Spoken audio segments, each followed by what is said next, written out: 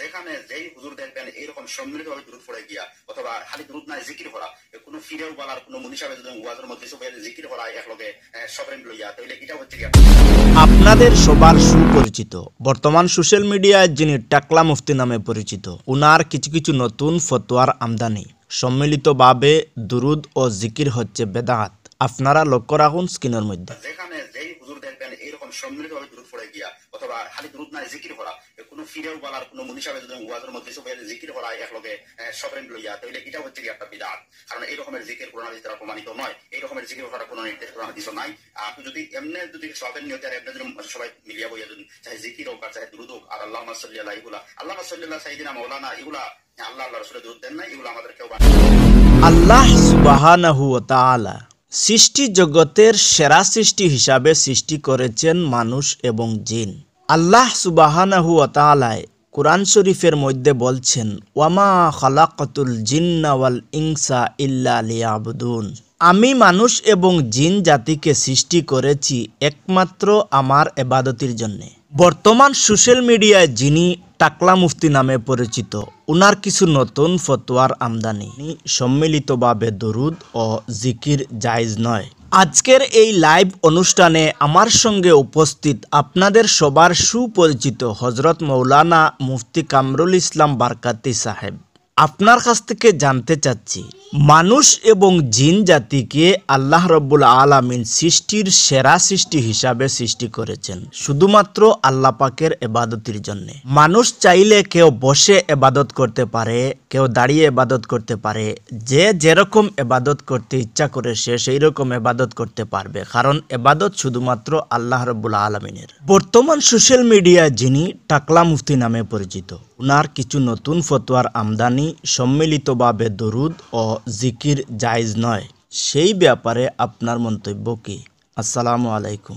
ওয়ালাইকুম আসসালাম ওয়া রাহমাতুল্লাহি ওয়া বারাকাতুহু। ধন্যবাদ সুফিয়ান ভাইকে যে প্রশ্নটা করেছেন। আমি এই প্রশ্নটার উত্তর দেওয়ার ইচ্ছে ছিলাম না, প্রকাশ করি না যে এরকম একটি প্রশ্নের উত্তর দেওয়া লাগবে একজন ব্যক্তি নিয়ে। তবে বাধ্যতামূলক আমি দিতে বাধ্য হচ্ছি এই জন্য যে এই প্রশ্নগুলা বা এই যেগুলা উপস্থাপন করেছে ত্রিপুরার নামদারি ফেসবুক মুফতি, তার এই প্রশ্নগুলোর উত্তর দেওয়াটা আমি মনে করি খুবই প্রয়োজন, তাই আজকে দিতে বাধ্য। কারণ আমরা দেখেছি যে বিষয় নিয়ে ওই ব্যক্তি ফিতনাটা ছড়িয়ে দিয়েছে যে দুরূদ শরীফ দুরুদে ইব্রাহিম ছাড়া দ্বিতীয় কোনো দুরূদ শরীফ সুর দিয়ে পড়া বিদআত বা জিকির এরকম সম্মিলিতভাবে করা এটা বিদআত, বা আরো বিভিন্ন কয়েকটি তুহমত তুলেছে। বিশেষ করে উলামায়ে আহলে সুন্নাত ওয়াল জামায়াতের ভিডিও ক্লিপ অ্যাড করে সমাজের মধ্যে ফিতনা ছড়ানোর চেষ্টা করতেছে। আর আমরা এই বিষয়গুলো আমরা বিচ্ছিন্ন, অর্থাৎ আমরা এই বিষয়গুলো নিয়ে আমরা অনেক রিসার্চ বা অনেক দেখাশোনা করেছি যে শুধুমাত্র আহলে সুন্নাত ওয়াল জামায়াতের ভিডিও ক্লিপ অ্যাড করে তার ভিডিওর মধ্যে যে দুরুদের ব্যঙ্গ করা, দুরূদ শরীফ নিয়ে ভুল ফতোয়া দেওয়া, অর্থাৎ এটা বোঝাতে চেয়েছে যে ওই ব্যক্তি আহলে সুন্নাত ওয়াল জামায়াতের মানুষরা বেদাতে কাজ করে থাকে, দুরুদ বা জিকির আজকার সম্মিলিতভাবে করে আর কেউ করে না, এটা বুঝাতে চেয়েছে। যেহেতু তার প্রত্যেকটি ভিডিও ক্লিপের সাথে আহলে সুন্নাত ওয়াল জামায়াতের উলামায়ে কেরামদের ভিডিও ক্লিপ অ্যাড করা থাকে, তো আমি বাধ্য হচ্ছি এই প্রশ্নটার উত্তর দিতে, নতুবা আমি এরকম ব্যক্তিবিশেষ নিয়ে প্রশ্ন উত্তর দিতে আমি বাধ্য না। ফিতনাবাজদের তাদের ফিতনার ফল আল্লাহ দান করবেন। কেন এটা ওই ব্যক্তি করতেছে, কিন্তু দেখতেছি যে সমাজের মানুষ ফিতনার মধ্যে, মানুষ বিভ্রান্তির মধ্যে পড়ে যাবে, তাই প্রশ্নের উত্তরটা দিতে আমি আজকে বাধ্য। তো এই যে ব্যক্তি আলী আকবর নাকি আরেক মোটামুটি এটার সমাজের মধ্যে ফিতনাবাজ নামক পরিচিত ব্যক্তিটি, ফিতনাবাজ নামে পরিচিত লাভ করেছে ওই ব্যক্তিটা। তো ওই ব্যক্তিটা প্রশ্ন যেগুলো তুলেছে বা যেগুলো আমাদের উপর তুহমত এনেছে আহলে সুন্নাত ওয়াল জামায়াতের উলামায়ে কেরামের ভিডিও ক্লিপ নিয়ে, আমি দেখতে পেয়েছি যে ওই ভিডিওর মধ্যে এমন একটি কোনো যেটা শরীয়ত বহির্ভূত কোনো কাজ আমার চোখে নজরে পড়ে নাই। হ্যাঁ, এখন বলতে পারেন যে সুর দিয়া দুরূদ শরীফ দুরুদে ইব্রাহিম, আমি মূল পয়েন্টের মধ্যে যাচ্ছি আপনার প্রশ্নের। যে দুরূদ শরীফ, হুজুরে পাক সাল্লাল্লাহু আলাইহি ওয়াসাল্লামের দুরূদ শরীফকে নিয়ে ব্যঙ্গ করা, বা যে হাদিস শরীফের যে দুরূদ শরীফটা এসেছে সেই দুরূদ শরীফ ব্যতীত অন্য দুরূদ শরীফ পড়া যাবে কিনা। তো ওই ভিডিও, ওই ব্যক্তির এই কথা অনুযায়ী আমরা দেখেছি মরহুম তৈয়বুর রহমান সাহেব, উনি যে কোনো ওয়াজের মধ্যে, বা আমি একটা ইউটিউবের মধ্যে একটি ওনার ভিডিও ওয়াজ ক্লিপ দেখেছি যে উনি সবাইকে নিয়ে বলতেছেন সাল্লাল্লাহু আলা সাইয়্যিদিনা ওয়া মাওলানা মুহাম্মদ ওয়া আলা আলিহি ওয়া আসহাবিহি ওয়া সাল্লাম, এরকম দুরূদ শরীফ পড়তেছেন মরহুম তৈয়বুর রহমান সাহেব। কিন্তু ওই হাদিস দুরূদ শরীফটা হাদিসের পরিভাষায় যদি হাদিসের মধ্যে দুরুদে ইব্রাহিম তো নয়। উনি যেভাবে বলছেন যে দুরুদে ইব্রাহিম ছাড়া পড়তে পারবে না, তাহলে মরহুম তৈয়বুর রহমান সাহেবের উপরে উনি তো বেদায়েতের ইলজাম দিয়েছেন। কিন্তু আমরা জানি মরহুম তৈয়বুর রহমান সাহেব যে দুরূদ শরীফ পড়ছেন ওই দুরূদ শরীফটা সঠিক পড়েছেন, কারণ না দুরূদ শরীফের অর্থ ঠিক আছে এটা। তো এরকম আমরা দেখেছি মরহুম তৈয়বুর রহমান সাহেব বলেন, আরো যারা নদওয়া হক জমিয়তের উলামা ওয়াইজের মধ্যে যখন ওয়াজ করতে থাকেন ওয়াইজরা, তখন জিকির আজকার করেন শ্রোতাদেরকে নিয়ে। আমাদের কাছে অনেক দালাইল আছে। তো ওনাদের এই ক্লিপগুলা নিয়ে কেন ভিডিও বা ব্লগ করলো না? তো বোঝা গেল যে এটা হিংসাত্মকভাবে হিংসামূলক ভিডিওগুলা করেছে। তো ওই দুরূদ শরীফগুলো যদি জায়েজ না থাকে তাহলে ওদের আকাবির, ওই ব্যক্তির আকাবিররা কেন পড়েছিল? আমার প্রশ্ন এটা। সেই ব্যক্তি উত্তর দেবে দুরূদ শরীফ কেন জায়েজ না কি জায়েজ, সেটা ওই ব্যক্তির আকাবির যারা আছেন ওনারা পড়েছেন, ওনাদের ভিডিওগুলা ক্লিপগুলা অ্যাড করে উনি বলক, তাহলে ওদের মধ্যে থেকে জবাব দেওয়া হবে আমি মনে করি। আর একটি কথা বলেছেন যে সুর দিয়ে, ইসলামের মধ্যে কোনো সুর নেই, সুর দিয়ে বলতে পারবে না।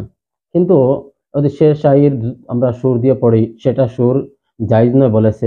কিন্তু আমরা যখন বুখারী শরীফ খুলে দেখেছি, হযরতে আনাস ইবনে মালিক রাদিয়াল্লাহু তাআলা আনহু থেকে একটি হাদিস শরীফ বর্ণিত আছে, قال كان النبي صلى الله عليه وسلم حاد يقال له أنجشا وكان حسن الصوت فقال له النبي صلى الله عليه وسلم رويدك يا أنجشا لا تكسر القوارير اتقوا الله وأصلحوا ذات بينكم وأطيعوا الله ورسوله। قال قتادة يعني ضعفة النساء। বুখারী শরীফের সুস্পষ্ট হাদিস দ্বারা আল্লাহর হাবিব সাল্লাল্লাহু আলাইহি ওয়াসাল্লামের একজন গোলাম ছিল হাদি, যাকে ডাকা হতো আনজাসা নামে।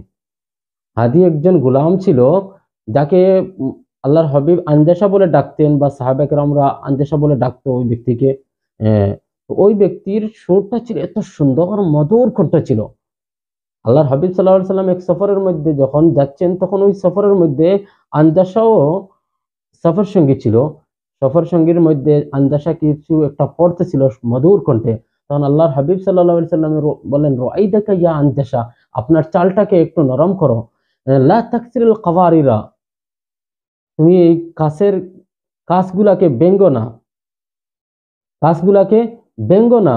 কাতাদা রাদিয়াল্লাহু তাআলা ফরমায়, ইয়ানি দুআফাতান নিসা, ওই সফরের মধ্যে কমজোর আওরাত মহিলা হল ছিল, এদেরকে তুমি সোয়ারি থেকে ফালাইও না, কারণ তোমার যে সুর, ওই সুরের পাগলে কমজোর মহিলারা হয়তো সোয়ারি থেকে পড়ে যেতে পারে।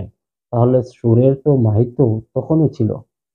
এমনকি হাসান বিন সাবিত রাদিয়াল্লাহু তাআলা আনহু রাসূলুল্লাহ সাল্লাল্লাহু আলাইহি ওয়াসাল্লামের শানে নাত গাইতো, শের শায়র পড়তো রাসূলুল্লাহর শানে, আল্লাহর শানে। তার জন্য একটি মিম্বর আল্লাহ তৈয়ার করে রেখেছেন। তো এই বিষয় দিন শের শায়র যেগুলো আল্লাহুম্মা সাল্লি আলা শের পড়া হয়, এই সমস্ত শের নিয়ে একটি হাদিস শরীফের মধ্যে আছে, দারকুতনির হাদিস। আন আয়েশা রাদিয়াল্লাহু তাআলা আনহা قالت ذكر عند رسول الله صلى الله عليه وسلم الشعر। শের সম্পর্কে হযরত আয়েশা সিদ্দিকা রাদিয়াল্লাহু তাআলা আনহা আল্লাহর হাবিব মুহাম্মদুর রাসূলুল্লাহ সাল্লাল্লাহু আলাইহি ওয়াসাল্লামের কাছে প্রশ্ন করলেন, ইয়া রাসূলুল্লাহ, শের শায়রি যেগুলো পড়া হয় নিজের ব্যক্তিগত ভাষায়, বা একজন শায়র তার আন্দাজে রাসূলুল্লাহর শানে, আল্লাহর শানে শের শায়রের আন্দাজে যেগুলা তারই প্রশংসা করা হয়, সেই সম্পর্কে আপনার মতামত কি? আল্লাহর হাবিব আহমদে মুজতবা মুহাম্মদ মুস্তাফা সাল্লাল্লাহু আলাইহি ওয়াসাল্লাম বলেন, হুয়া কালামুন, শের শায়র হচ্ছে একটা কালাম, কথা, এগুলো হচ্ছে মানুষের মনোভাব। ফাহাসানুহু হাসানুন, যদি ওই কালামটা যদি সুন্দর হয়, সুস্পষ্ট হয়, ভালো হয়ে থাকে, তাহলে ওটা ভালো, উত্তম উত্তম কালাম হবে। ও কাবিহু কাবিহুন, যদি ওই শেরের মধ্যে কোনো বাদ কথা উল্লেখ থাকে, খারাপ কোনো কথা উল্লেখ থাকে, তাহলে ওটা খারাপ হবে।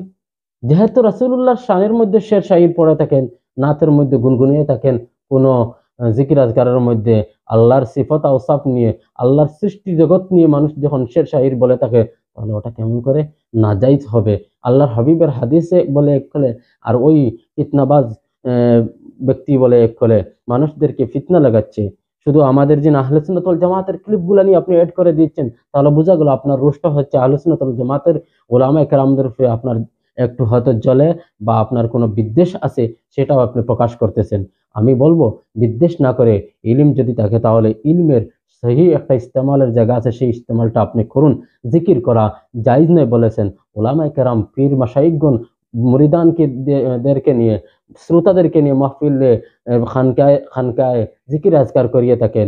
ওই জিকিরগুলোকে আপনি নাজায়েজ বলে দিচ্ছেন, বলে এক সম্মিলিতভাবে মজমার মধ্যে জিকির করতে পারবে না। কিন্তু আমার আল্লাহ রাব্বুল আলামিন হাদিসে কুদসির মধ্যে বলেন, হাদিসে কুদসির মধ্যে বলেন, আন আবি হুরায়রা রাদিয়াল্লাহু তাআলা আনহু قال قال رسول الله صلى الله عليه وسلم يقول الله تعالى أنا عند ظن عبدي بي وأنا معه حين يذكرني إن ذكرني في نفسه ذكرته في نفسي وإن ذكرني في ملأ ذكرته في ملأ هم خير منهم وإن تقرب مني شبرا تقربت إليه ذراعا وإن تقرب إلى ذراعا تقربت منه باعا وأتاني يمشي آتيته هربلا। সুবহানাল্লাহ সুবহানাল্লাহ। আল্লাহ রাব্বুল আলামিন বান্দার জিকিরের কোরআনুল কারীমের মধ্যে আছে, ফাযকুরুনি আযকুরুকুম, ফাযকুরুনি আযকুরুকুম, তোমরা আমার জিকির করো, আমি তোমাদের জিকির করব। আল্লাহ রাব্বুল আলামিন কেমনে জিকির করবেন এই হাদিসের মধ্যে বলে দিচ্ছেন। যদি বান্দা তার নফস দিয়ে জিকির করে, তো আল্লাহ রাব্বুল আলামিন এইভাবে জিকির করে থাকেন, বান্দার গুণগান করে থাকেন। ওই হাদিসের মধ্যে একটি শব্দে আল্লাহ রাব্বুল আলামিন হাদিসে কুদসির মধ্যে বলে থাকেন, আল্লাহর হাবিব বলছেন যে আল্লাহ এইভাবে জিকির করেন, ওয়াইন যাকারানি ফি মালাইন যাকারতুহু ফি মালাইন হুম খায়রুম মিনহুম। বান্দা যদি কোনো কোনো মাজলিসের মধ্যে, কোনো মাহফিলের মধ্যে যদি জিকির করে থাকে, তা আমি আল্লাহ রাব্বুল আলামিন তার চেয়ে উত্তম মাহফিলের মধ্যে জিকির করে থাকি ওই বান্দার সম্পর্কে, ওই বান্দার গুণগান গেয়ে থাকি ফেরেশতাদেরকে নিয়ে। ফেরেশতার মজলিসে আল্লাহ জিকির করে থাকেন, তাহলে আর ওই ব্যক্তি বলছেন কি যে শরীয়তের মধ্যে জায়েজ না, এটা বেদাত, এটা বেদাত, এটা বেদাত। আরে বেদাতটা পেলেন কোথায়?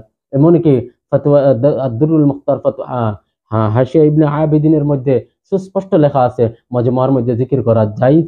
আর ওই ব্যক্তি কোথা থেকে মুফতি হয়ে আসলো আল্লাহু আ'লাম।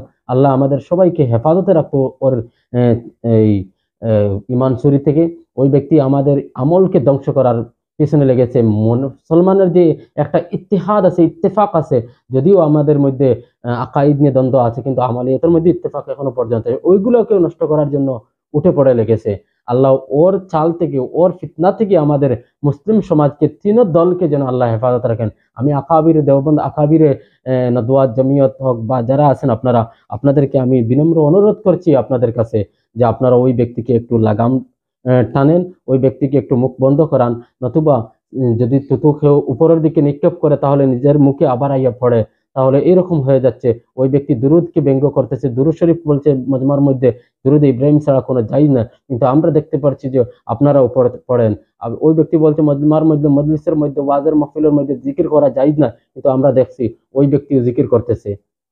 ও আপনারা জিকির আজকার করতেছেন মাহফিলের মধ্যে শ্রোতাদেরকে নিয়ে, তো এটা নাজায়েজ বলতে ওই ব্যক্তি, আপনারা তো নিশ্চয় জায়েজের দলিল পেয়েছেন, আমি দলিল দিয়েছি জায়েজের, তো আপনারা এই দলিলের উপর ভিত্তি করে, তো বারো দলিল দালাইলে আদিল্লাহ খলাসে দালাই, এই সমস্তের উপরে আপনার ভিত্তি করে আপনারা জিকির আজকার করতেছেন, মাহফিলের মধ্যে ওয়াজ নসিহত করতেছেন। কিন্তু ওই ব্যক্তি কোথা থেকে এসে মানুষের মধ্যে একটা ফিতনা, কোরআন হাদিসের বাহিরে কথা বলতেছে। আপনারা একটু সতর্ক হন, আপনাদের এটা ইমানের দায়িত্ব আমি মনে করি। কারণ অনেকে বলবেন শুধুমাত্র আমরা হাদিস পড়তেছি, আমরা পেলাম, ওই ব্যক্তি তো হাদিসে বুখারী বলছে, ওই ব্যক্তি বলছে তো অমুক কিতাবের মধ্যে, অমুক কিতাবের মধ্যে বিদআত বলছে, দেখিয়ে দিছে। ও তো কিতাবের নাম বলছে, কিন্তু কিতাবের দিন রেফারেন্স কোথায় কিভাবে লেখা ওইটা তো উল্লেখ করে না। এটা হলো এদের অভ্যাস। बिना इश्क के जो पढ़ते हैं बुखारी आता है बुखार उनको आती नहीं बुखारी লেগে রাসূলুল্লাহ সাল্লাল্লাহু আলাইহি ওয়াসাল্লামের মহব্বত ছাড়া যদি কিতাব পড়া হয় তাহলে তো ওই কিতাব দ্বারা ওই ব্যক্তি কখনো মানুষকে হেদায়েতের পথ দেখাতে পারবে না, শুধুমাত্র ওই ব্যক্তি বেমার হবে। আর ওই ব্যক্তির চালের মধ্যে যেই ব্যক্তি পড়বে ওই ব্যক্তিও রোগান্বিত হবে। তাই আমরা রোগমুক্ত হতে চাই, শরীয়তকে আমরা মুকদ্দম রাখবো, সঠিক যেটা সেটা আমরা জানার চেষ্টা করব। আর কোনো ফিতনাবাজের কথার উপরে এসে আমাদের সমাজকে যেন দুটুকরা ভিন্ন না হয়, মুসলিম সমাজের ইত্তেহাদকে যেন আল্লাহ রাব্বুল আলামিন ঐক্য রাখতে পারে, আমরা হতে পারি এটা আমরা সবসময় আল্লাহর কাছে দোয়া করব। আর আমরা সবাই চেষ্টা করতাম যাতে আমাদের মধ্যে যেন এরকম ফিতনাবাজের কারণে আমরা কোনো দ্বন্দ্বের মধ্যে না পড়ি বা কোনো ফিতনা সমাজের মাসআলার মধ্যে কোনো দ্বন্দ্বে ইখতিলাফ না আসে। আল্লাহ আমাদের সবাইকে তৌফিক দিত। আশা করি আমার সুফিয়ান ভাই যে প্রশ্নগুলো করেছেন এই প্রশ্নের উত্তর পেয়েছেন। আসসালামু আলাইকুম ওয়া